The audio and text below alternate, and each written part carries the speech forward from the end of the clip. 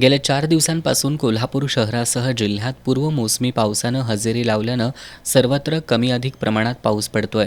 छत्रपती प्रमिलाराजे सर्वोपचार रुग्णालयातील जुन्या अपघात विभागाचं नूतनीकरण सुरू असल्यानं गेल्या काही महिन्यांपासून CPRमधील अपघात विभाग हा दगडी गोदावरी इमारतीत स्थलांतरित करण्यात आला होता. मात्र गेल्या आठवडाभरापासून पडणाऱ्या पावसामुळं गोदावरी इमारतीत मोठ्या प्रमाणात गळती लागली होती. गेली 4 दिवस या गळक्या इमारतीतच अपघात विभागाचं काम सुरू होतं. मात्र बुधवारी सायंकाळपासून हा अपघात विभाग जुन्या दगडी इमारतीमधील लोअर कोरोना वॉर्डात स्थलांतरित करण्यात आलाय.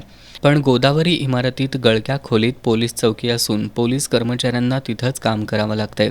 आज देखील लक्ष्मीपुरी पोलीस ठाण्याकडील पोलीस कर्मचारी AK मुल्ला हे गळक्या पोलीस चौकीच्या खोलीतच बसून सेवा बजावित होते. पायात साचलेलं पाणी आणि वरून डोक्यावर पडणारं पावसाचं पाणी अशा अवस्थेत त्यांना काम करावं लागतंय. त्यामुळे प्रशासनानं CPRमधील पोलीस चौकी CPRमधील अन्य इमारतीत स्थलांतरित करण्यात यावी अशी मागणी होतीये.